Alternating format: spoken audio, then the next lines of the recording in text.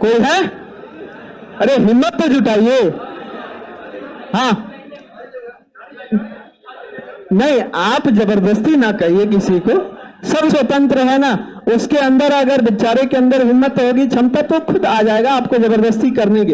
अगर कोई कहना चाहे तो हम इसलिए कह रहे हैं, थोड़ा आप भी तो महसूस करिए यहाँ आके, और अगर कुछ अपने मुखार बिंदु से कहना चाहे, क्योंकि ये मौका सिर्फ आज आपको मिल रहा है, क्योंकि रोज तो हम आपको मौका देते नहीं है, ये मौका कभी मिलने वाला है नहीं। तो मौका मिला है तो उसका फायदा उठाइए, ताकि आपको भी लगे कि हाँ, हम किसी के सामने अपनी बातों को रख सकते हैं। जो भी शिक्षा, जितना भी आपने ज्ञान अर्जित किया है उसको बांटें। अगर नहीं है तो फिर कोई दिक्कत नहीं है, हम तो ही हैं आपको इंस्पायर करने के लिए। ठीक है,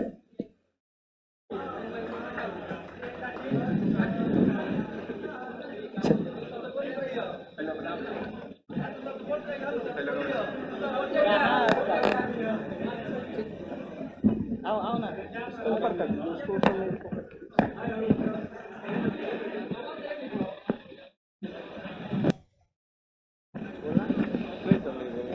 ठीक है।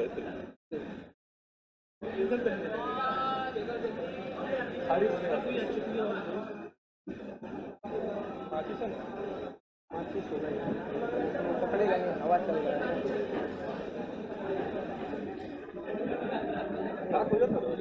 चाकू रहो, चाकू लगाओ।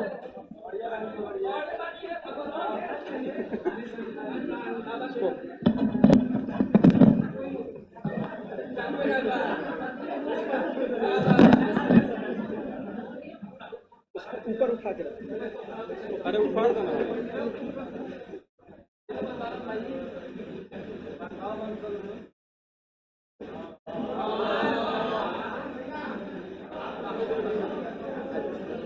हटिए सर, चले।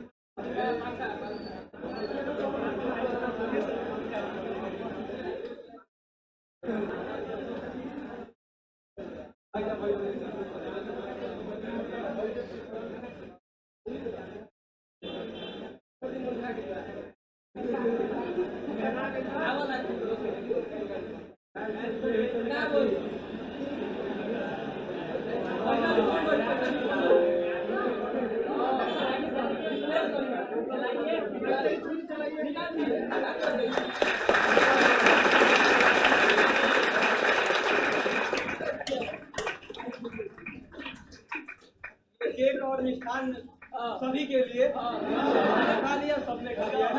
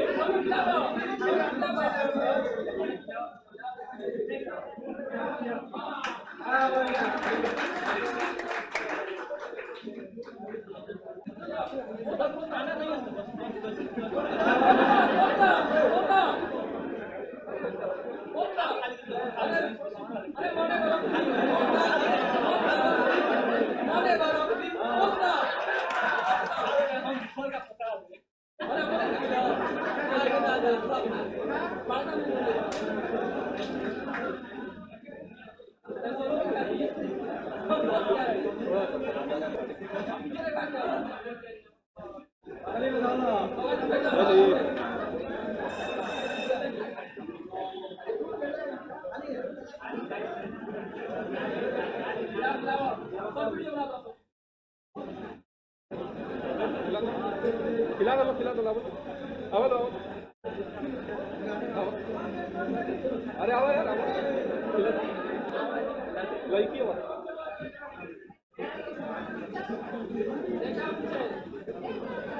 हाँ इसको पीछे लेते जाइए बाकी इसको लेते जाइए इसको लेते जाइए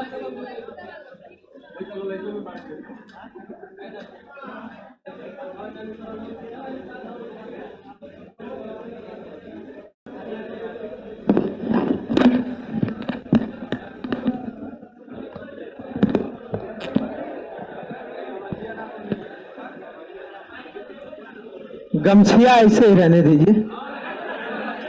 आज हम राष्ट्रपति पढ़ाने वाले थे, नहीं राष्ट्रपति हमको मत बनाइए, हम जो है ना वही बेस्ट है। हमने कहा ना शुरू में कि राष्ट्रपति को वो सम्मान प्यार नहीं मिल सकता है जो मुझे मिलता है, तो फिर यही मेरे लिए बेस्ट है और इसी की कामना है कि यही मिलता रहे। बाकी आज क्लास आप लोगों की नहीं चल पाई, अब कल से आप लोगों की क्लासेस रोज चलेंगी, जैसे रोज चलती हैं चलेंगी। आज एक दिन जो अवसर आप लोगों ने दिया आप लोगों के साथ बात करने का, आप लोगों के साथ सेलिब्रेट करने का, उसके लिए आप सभी का धन्यवाद। बाकी क्लास रेगुलर रही है। और अभी जैसे कहे ना कि भैया 1 महीना पढ़ते हैं, 1 महीना मन करता है नहीं पढ़ते हैं, तो जहां भी पढ़िए ना रेगुलर पढ़िए। जहां हमने कहा ना कि जिसमें भी विश्वास करिए, लगातार विश्वास करिए, क्योंकि अगर आपका विश्वास बना है तो वो कभी गलत नहीं हो सकता, क्योंकि गलत कभी गुरु आपके बारे में सोच ही नहीं सकता, लेकिन विश्वास आपको रखना। हेलो छोड़ दीजिए उसको, छोड़िए। कितने लोगों को बांटेंगे, कितने लोगों को बांटेंगे? नहीं उसको ले जाइए अपने मित्रों में बांट दीजिए, ले जाइए। 2 लोगों को बांटेंगे, बाकी लोग क्या करेंगे? अब सुनिए, एक छोटी सी आवाज नहीं हुई, पीछे वाले लोग खड़े क्यों हैं? आप लोग बैठ जाइए, कहीं खड़े ना रहिए, कहीं ना कहीं बैठ जाइए, जगह है, बहुत सारी जगह है, आप कहीं बैठ जाइए। एक किंवदंती विश्वास की 2 मिनट का आप समय दीजिएगा और आपको मैं एक किंवदंती के माध्यम से कि विश्वास क्या होता है गुरु के ऊपर, उसके बारे में आपको बताना चाहूंगा। पौराणिक कथाओं में एक कथा के रूप में उल्लेख है, एक स्त्री जो भगवान में अथाह प्रेम और उनमें विश्वास रखती थी, भगवान विष्णु की उपासक, भगवान विष्णु की उपासना करती थी।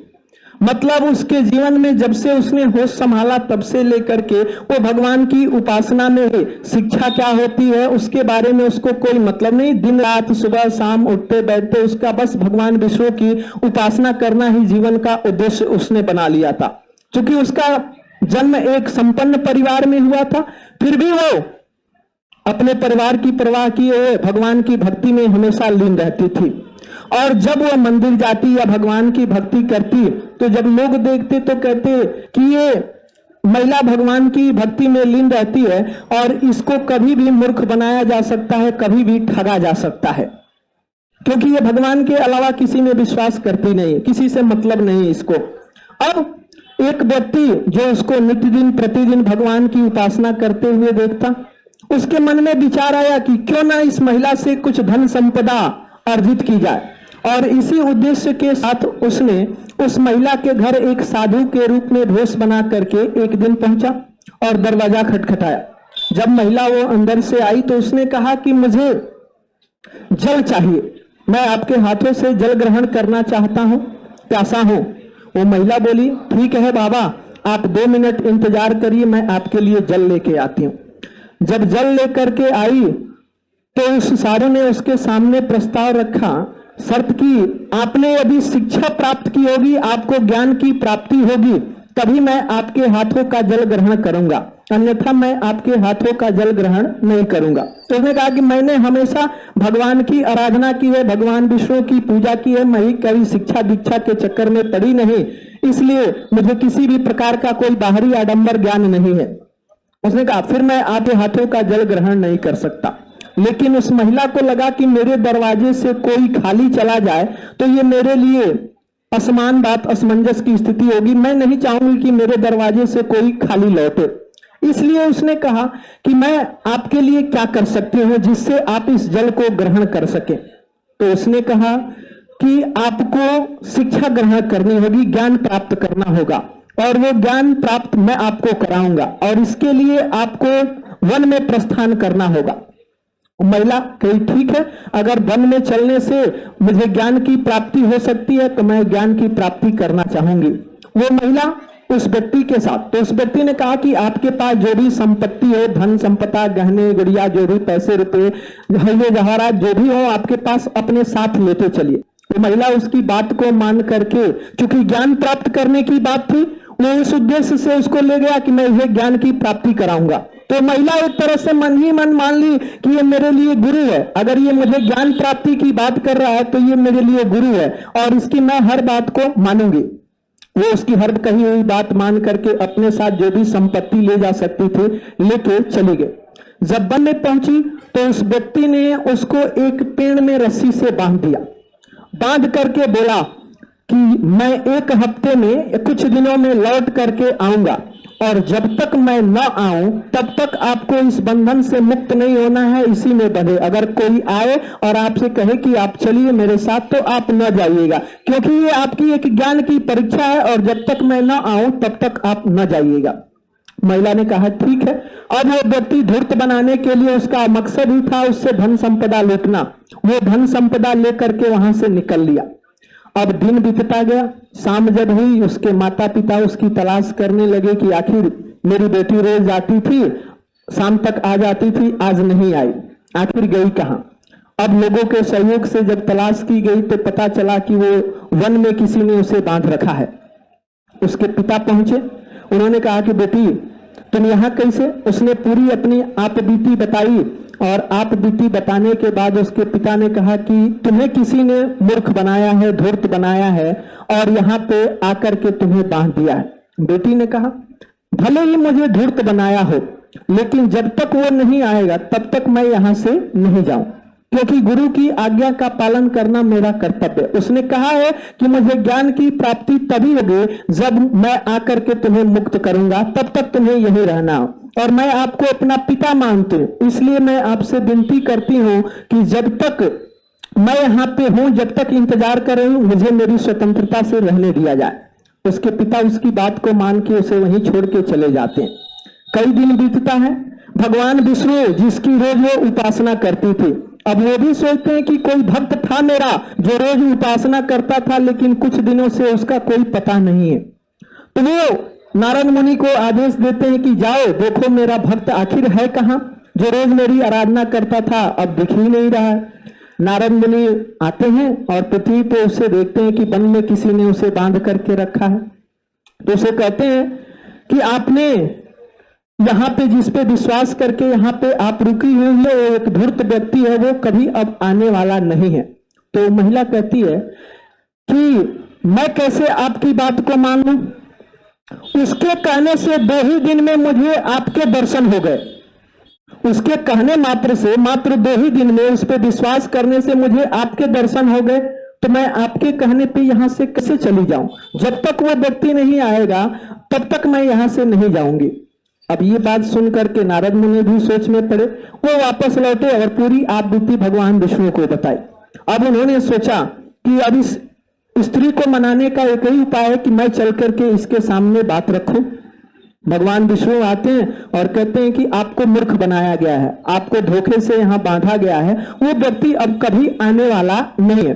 तो स्त्री कहती है कैसे मान लूं आपकी बात, क्योंकि उस पर विश्वास करने से मुझे आपके दर्शन हो गए, मुझे ईश्वर की प्राप्ति हो गई। उस पर विश्वास करने से मुझे ईश्वर की प्राप्ति हो गई।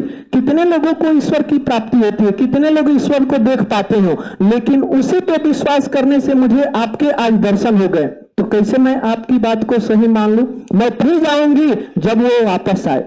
अब भगवान सोच में पड़ गए कि वो तो कभी अब वापस आने वाला है नहीं, वो तो मूर्ख बना करके गया है, मुझे ही कुछ करना पड़ेगा। अब उन्होंने कहा कि उस व्यक्ति को खोज करके लाया जाए जो व्यक्ति इसे बांध करके गया है। अब उस व्यक्ति को जब खोज करके वहां पे लाया जाता है तो महिला के मुख से एक ही बात निकलती है, गुरु गोविंद दो खड़े काके लागू पाए, बलिहारी गुरु आपने गोविंद दियो बताए। मतलब मेरे सामने गुरु और गोविंद अर्थात ईश्वर दोनों खड़े हैं, यानी गुरु भी है गोविंद भी है, लेकिन मैं अपने गुरु का धन्यवाद देना चाहता हूं जिनके बताए मार्ग पे चल करके आज मुझे भगवान की गोविंद की प्राप्ति हो गई है, गोविंद के दर्शन हो गए हैं।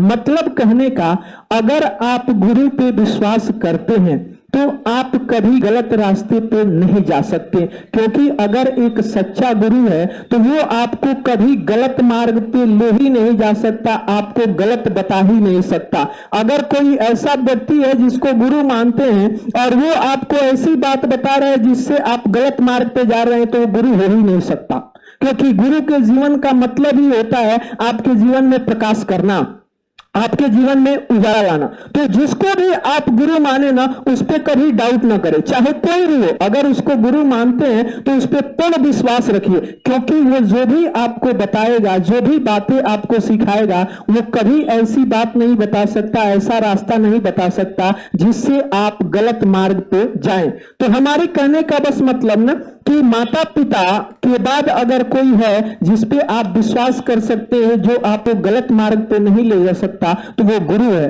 और उसमें आपका पूर्ण विश्वास होना चाहिए, क्योंकि जब तक पूर्ण विश्वास नहीं होगा तब तक आप, जब विश्वास ही नहीं करेंगे तो आप अमल उसकी बातों पे कहां करेंगे। तो आप जिसको गुरु मानिए उसकी बातों पे पूर्ण विश्वास रखिए और अमल रखिए। अगर वाकई गुरु है तो वो आपको हमेशा आगे बढ़ते हुए देखना चाहेगा, वो कभी जीवन में ये नहीं सोच सकता कि आप पीछे जाएं, अवनति की तरफ जाएं। वो जो कुछ भी कहेगा आपकी भलाई के लिए ही कहेगा, अगर वो सच्चा गुरु है तो आप भी गुरु पे विश्वास रखिए। और गुरु पे अगर विश्वास है और आपकी मेहनत अगर ईमानदारी से हो रही है तो आप जीवन में सफलता को जरूर प्राप्त करेंगे। और आप सभी के द्वारा ये जो प्यार और सम्मान दिया गया है उसके लिए आपका कोटिशा अगर धन्यवाद करूं तो वो भी कम पड़ जाए। और मैं जीवन में हमेशा आपसे वादा करता हूं कि जब तक मैं हूं, जब तक यहां पे हूं या इस क्षेत्र में हूं, आपको हमेशा अपने प्रयासों से कोशिश करूंगा कि आपको जीवन में आगे बढ़ने के लिए कुछ ना कुछ मेहनत करता रहूं। क्योंकि अगर मेरी मेहनत करने से अगर आपको कुछ मार्ग की प्राप्ति, आप जीवन में कुछ प्राप्त कर लेते हैं, तो मेरे इस जीवन का कह लीजिए ना, इससे बड़ा कह लीजिए ना कि साकार कोई सपना नहीं हो सकता जो मैंने देखा हो। तो आपके लिए मैं हमेशा कोशिश करूंगा कि आप हमेशा जीवन में प्रगति के पथ पे अग्रसर रहें, और उसके लिए मुझसे जो कुछ भी हो सकता है मैं करने का प्रयास करूंगा। तो आप सभी का पुनः एक बार बहुत बहुत धन्यवाद। मिलते हैं अब कल की क्लास में। आप सभी के लिए बहुत धन्यवाद।